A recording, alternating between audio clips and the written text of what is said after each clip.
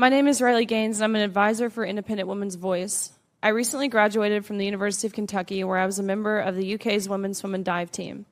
I proudly finished my career as a 12-time NCAA All-American, a 5-time SEC champion, the SEC record holder in the 200 butterfly, making me one of the fastest Americans of all time, a 2-time Olympic trial qualifier, SEC Scholar Athlete of the Year, and SEC Community Service Leader of the Year.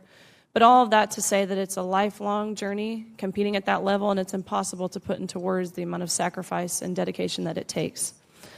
On March 17th of 2022, my teammates and I, as well as female swimmers from universities around the country, were forced to compete against biological male Leah Thomas. Thomas was allowed to compete in the women's division after competing as a member of the University of Pennsylvania's men's swim team for 3 years as Will Thomas. We watched on the side of the pool as Thomas swam to a national title in the 500 freestyle, beating out the most impressive and accomplished female swimmers in the country, including many Olympians and American record holders, by body lengths.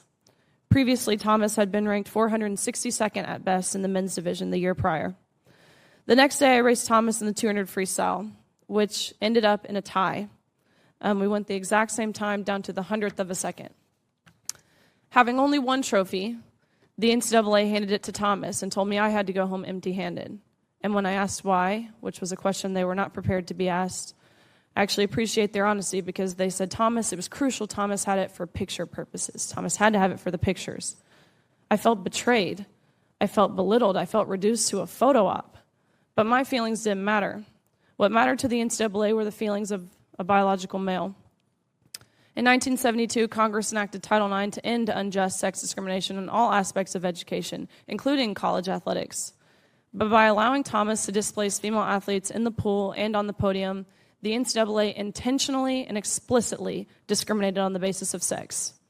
Although the NCAA claimed it acted in the name of inclusion, its policies in fact excluded female athletes, which are the very female athletes whom Title IX was passed to protect.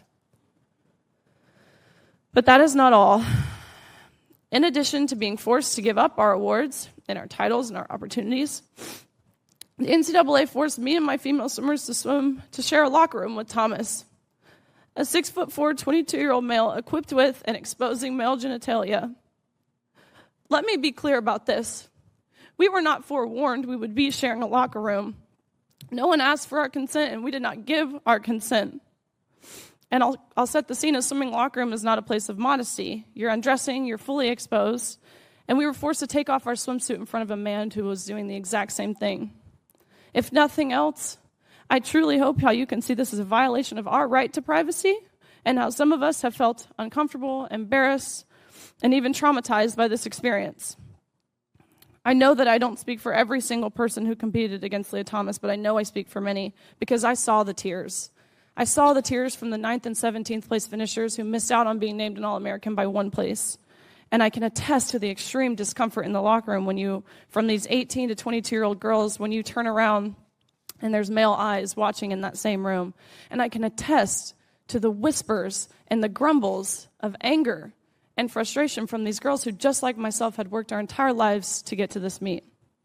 And I can attest to the fact that around the country, these female athletes who opposed the inclusion of Leah Thomas in the women's divisions were threatened, intimidated, and emotionally blackmailed into silence and submission. But unfortunately, our experiences are not unique. The number of female athletes who have been denied opportunities, traumatized, or hurt by policies that claim to promote inclusion is growing at an alarming rate.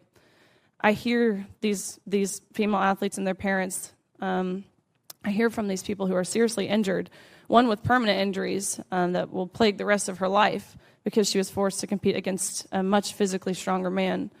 This is unacceptable, and the integrity of women's sports is lost. It's unfair, it's discriminatory, and it must stop. Women's rights to privacy, single-sex spaces, and opportunities are being encroached on. Sports, sororities, locker rooms, dorm rooms, shelters, prisons. Some have tried to tar those of us speaking up for women's safety, security, and opportunities as transphobic or bigoted, and this is untrue.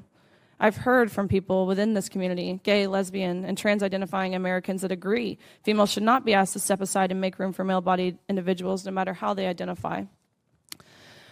Defending women's rights is not anti-anyone. Believing in biology is not bigoted. And following the science that there are only two sexes and that there are very real and important differences between the two sexes is not hateful, it's fact. I'll end with a quote very briefly from tennis legend Martina Navratilova. There will always be significant numbers of boys and men who would beat the best girls and women in head-to-head competition. Claims to the contrary are simply a denial of science. I thank you guys for listening, and I truly hope you heard my story.